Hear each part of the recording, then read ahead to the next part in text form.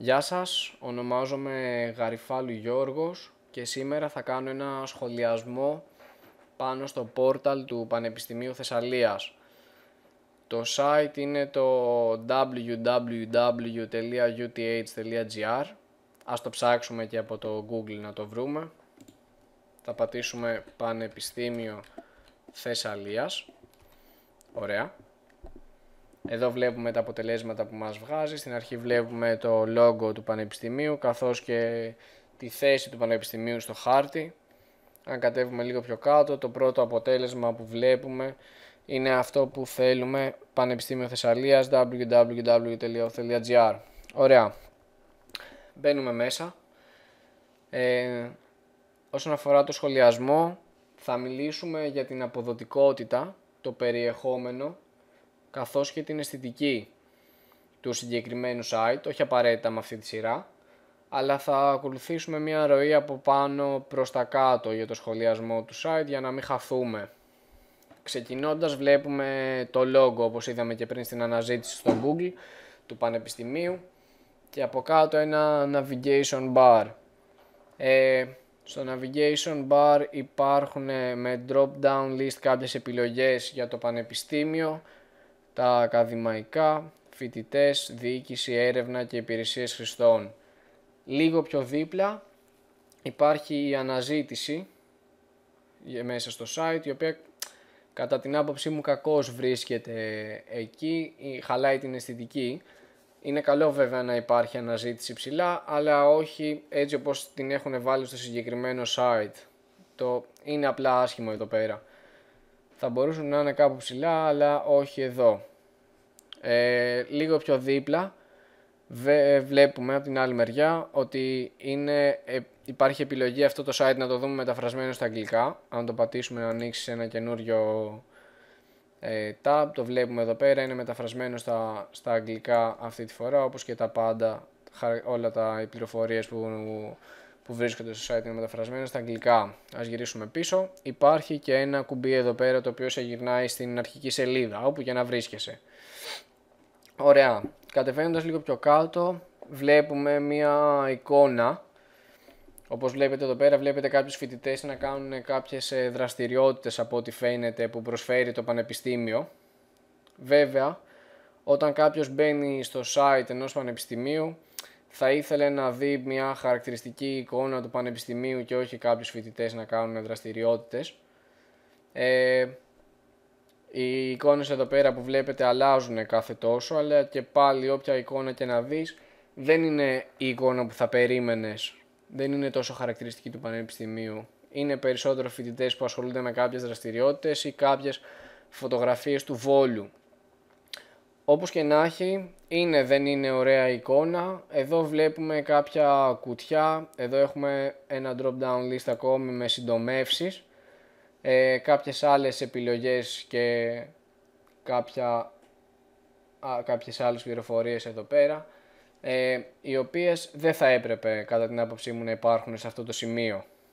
Χαλάνε την εικόνα, όπως είπαμε, δεν είναι ωραία, αυτό δεν παίζει ρόλο. Χαλάνε την αισθητική του site, και αν η εικόνα ήταν ωραία προφανώς θα χαλούσαν και την εικόνα. Είναι κάτι το οποίο δεν θες να δεις να είναι εδώ πέρα. Βλέπουμε και το link εδώ πέρα του Πανεπιστημίου στο Facebook, και αυτό θα μπορούσε να είναι κάπου στο footer.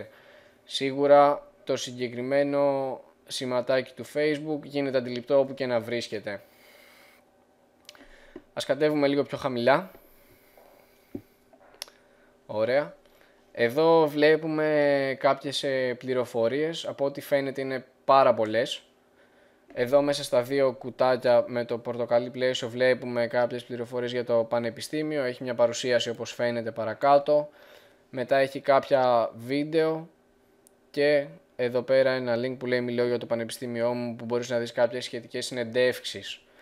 Δίπλα έχει επίσης ένα box για τη λειτουργία του βιβλιοπωλείου με πανεπιστημιακές εκδόσεις για το Πανεπιστήμιο Θεσσαλίας.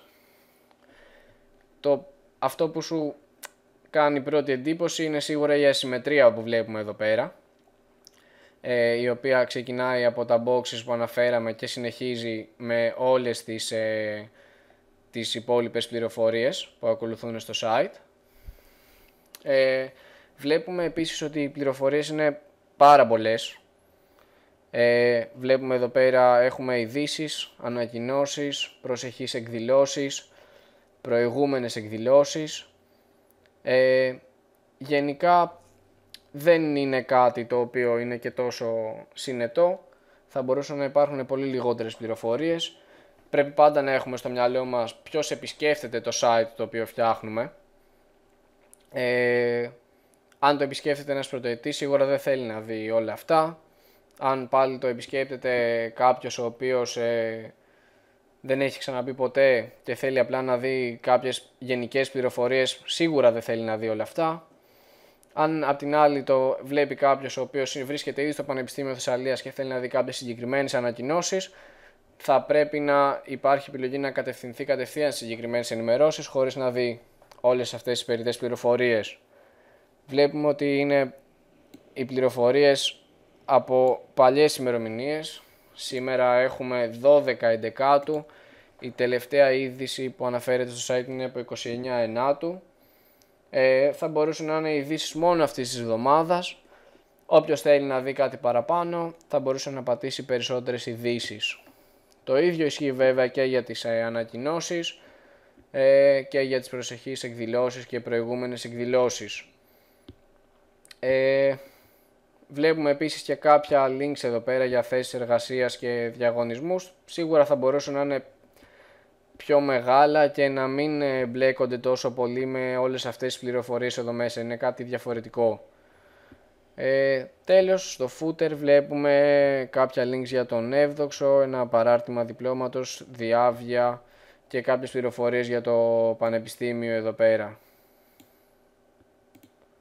Όπως βλέπουμε κιόλας, λέει ότι συνίσταται η χρήση Internet Explorer και απαιτείται έκδοση 8η νεότερη. Σίγουρα αυτό είναι κάτι το οποίο δεν είναι πολύ καλό. Δεν χρησιμοποιεί όλος ο κόσμος Internet Explorer.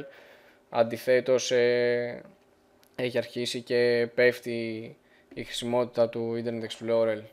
Αυτό εδώ πέρα είναι κάτι το οποίο απαιτεί βελτίωση. Αν ανεβούμε τώρα προς τα πάνω, να σχολιάσουμε λίγο και το workflow του συγκεκριμένου site. Ας μπούμε πανεπιστήμιο, ιστορία. Ωραία, θα ξεκινήσουμε με το κείμενο. Από ό,τι φαίνεται εδώ πέρα το κείμενο που αφορά την ιστορία του Πανεπιστημίου Θεσσαλίας είναι ένα κείμενο το οποίο θα μπορούσε οποιοσδήποτε να γράψει σε έναν κειμενογράφο και απλά να το κάνει αντιγραφή και επικόλληση εδώ μέσα. Δεν είναι κάτι το οποίο δείχνει πως θέλει να σου κεντρήσει το ενδιαφέρον. Δεν εμπνέει κανένα να κάτσει να το διαβάσει. Είναι ένα πολύ μεγάλο κείμενο. Δεν υπάρχουν εικόνες καθόλου, όπως βλέπετε εδώ πέρα. Είναι τα γράμματα πάρα πολύ μικρά, κακή αισθητική.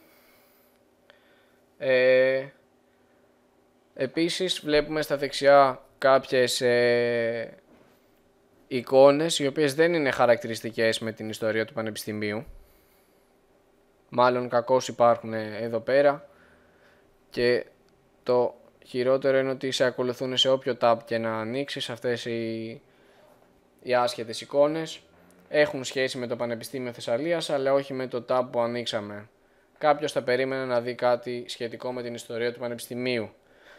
Αν πάω στους χώρους και εγκαταστάσεις κάτω από το tab το Πανεπιστήμιο, ωραία, θα κοιτάξω ότι το Πανεπιστήμιο Θεσσαλίας διαθέτει εγκαταστάσεις στο Βόλο, τη Λάρισα, την Καρδίτσα και τα Τρίκαλα, όπου μπορώ να επιλέξω. Εδώ έχουν ξεχάσει να βάλουν και την Λαμία, η Λαμία όμως φαίνεται εδώ. Ωραία. Βλέπουμε επίσης δεξιά τις χαρακτηριστικές άσχετες εικόνες που μας ακολουθούν. Εδώ πέρα βλέπουμε τις εγκαταστάσεις στο Βόλο. Σίγουρα κάποιος θα περίμενε μια πιο ωραία και πιο χαρακτηριστική φωτογραφία για τις εγκαταστάσεις. Αν κατέβουμε λίγο πιο κάτω, επίσης βλέπουμε εδώ πέρα στα μπλε γράμματα ότι το Πανεπιστήμιο Θεσσαλίας είναι σκορπισμένο σε όλο το Βόλο. Εδώ βλέπουμε κάποιες εγκαταστάσεις στη Λάρισα, στην Καρδίτσα, στα Τρίκαλα και στη Λαμία. Θα ήταν καλό να υπήρχε και ένας χάρτης μαζί με τα points που δείχνουν σε ποια πόλη είναι οι εγκαταστάσεις που αναφέρονται. Θα ήταν καλό να υπήρχε και ένας χάρτης που δείχνει πού βρίσκονται, διότι δεν ξέρουμε όλοι μας τις οδούς που αναφέρονται σε κάθε πόλη, και κάποιος ο οποίος μπαίνει για πρώτη φορά και τα βλέπει όλα αυτά για πρώτη φορά, θα τον βοηθούσε πάρα πολύ ένας χάρτης να ξέρει προς τα πού να κινηθεί. Ωραία. Ας γυρίσουμε στην αρχική σελίδα. Βλέπουμε επίσης ότι παρόλο που άλλαξε η εικόνα εδώ πέρα, δεν είναι κάποια εικόνα σχετική με αυτό που θα περιμέναμε για το Πανεπιστήμιο Θεσσαλίας. Είναι μια εικόνα η οποία αφορά πάλι δραστηριότητες των φοιτητών. Αυτό που ξεχάσαμε πριν να πούμε είναι ότι εδώ πέρα βλέπουμε και την είσοδο μελών Πανεπιστημίου Θεσσαλίας. Όπως βλέπετε εδώ πέρα, μπορεί κάποιος να κάνει είσοδο με το ακαδημαϊκό λογαριασμό που έχει. Κάτι που θα περίμενε κανείς είναι, αφού κάνει login με τον ακαδημαϊκό λογαριασμό, να μπορεί να χειριστεί και τα περιεχόμενα του site έχοντας το δικό του account, δηλαδή να επιλέγει ποιες ανακοινώσεις θα βλέπει. Θα μπορούσε για παράδειγμα να επιλέγει τη σχολή του και να του βγάζει συγκεκριμένες ανακοινώσεις για αυτή τη σχολή, να επιλέγει ποιες δεν θέλει να βλέπει και ούτω καθεξής, κάτι το οποίο δεν συμβαίνει αν κάνεις είσοδο. Ωραία. Όσον αφορά την αισθητική, πέρα από την ασυμμετρία την ξεκάθαρη εδώ πέρα, τα γράμματα είναι πάρα πολύ μικρά. Είναι κάτι το οποίο είναι κουραστικό, ειδικά αν πας να διαβάσεις κείμενο, για παράδειγμα στην ιστορία που κοιτάξαμε πριν. Τα γράμματα είναι πάρα πολύ μικρά εδώ πέρα. Δεν είναι εύκολο κάποιος να το διαβάσει. Για να είναι ξεκάθαρα τα πράγματα θα έπρεπε να κάνει ένα zoom έως και 150%, όπως είδαμε εδώ πάνω, για να βλέπει λίγο καλύτερα και να διαβάσει με άνεση. Ας γυρίσουμε πίσω. Ωραία. Και επίσης αυτό που θα περίμενε κάποιος θα ήταν σίγουρα αυτό το site να είναι responsive. Με τον όρο responsive εννοούμε όταν κάποιος μπει από το κινητό του ή από το tablet του να μπορεί να δει αυτό το site σε διαφορετική μορφή από ό,τι το βλέπει κάποιος στον υπολογιστή του. Αυτή η οθόνη που χρησιμοποιείτε εδώ πέρα είναι 15 ιντσών και εδώ θα δείτε μία φωτογραφία από μία οθόνη, αυτό είναι ένα screenshot, από μία οθόνη ενός iPhone με οθόνη 4 ιντσών. Βλέπετε ότι το site είναι ακριβώς ίδιο όπως το είδαμε στον υπολογιστή. Εδώ. Ωραία. Δεν υπάρχει καμία αλλαγή. Αυτό σημαίνει ότι γίνεται πάρα πολύ δύσκολη η πλοήγηση σε μια συσκευή μικρότερης οθόνης, αρκετά θα έλεγα. Για παράδειγμα, έχουμε στο μυαλό μας ότι κάποιος ο οποίος θα μπει από το κινητό του στο συγκεκριμένο site θα θέλει σίγουρα να δει κάτι συγκεκριμένο, π.χ. μια συγκεκριμένη ανακοίνωση. Θα βοηθούσε σίγουρα να κάνει μια αναζήτηση εδώ πέρα, αλλά από ό,τι βλέπετε είναι τόσο κοντά η αναζήτηση με το navigation bar, με τις συντομεύσεις εδώ πέρα, που θα ήταν πολύ δύσκολο να επιλέξει κάποιος την αναζήτηση και μόνο. Ή να κατευθυνθεί εδώ πέρα, θα έπρεπε να πάει εδώ πέρα. Βλέπουμε ότι οι ανακοινώσεις δεν φαίνονται κιόλας. Γενικά είναι πάρα πολύ δύσκολο να επιλογηθεί κάποιος εδώ μέσα. Θα έπρεπε να είναι μια εντελώς διαφορετική εφαρμογή σίγουρα, ή έστω να υπάρχει κατάλληλος χειρισμός των πληροφοριών ώστε να φαίνονται αυτές που πραγματικά θα χρειαζόταν κάποιος ο οποίος μπαίνει μέσα στο site από το κινητό του. Για παράδειγμα, η λειτουργία του βιβλιοπωλείου δεν χρειάζεται, όπως ούτε αυτές οι πληροφορίες για το πανεπιστήμιο, βίντεο από τη ζωή του πανεπιστημίου και κάποιες συνεντεύξεις. Ωραία. Τέλος θα τρέξουμε το Y-Slow, είναι ένα plugin στο browser το οποίο ελέγχει το site για κάποια πιθανόν προβλήματα. Όπως λέει και το όνομά του, ουσιαστικά ελέγχει για ποιο λόγο μπορεί να αργεί. Αν πατήσουμε εδώ πέρα στο Y-Slow και πατήσουμε το Run Test, αφού τελειώσει, εδώ θα το μεγαλώσουμε, μας βγάζει κάποια πιθανά προβλήματα. Τα πράσινα και A προφανώς είναι καλά και τα F είναι κακά. Εδώ πέρα μας λέει ότι έχουμε στο περιεχόμενο. Στο περιεχόμενο είμαστε εντάξει όσον αφορά το περιεχόμενο. Τα cookies, έχουμε ένα F εδώ πέρα.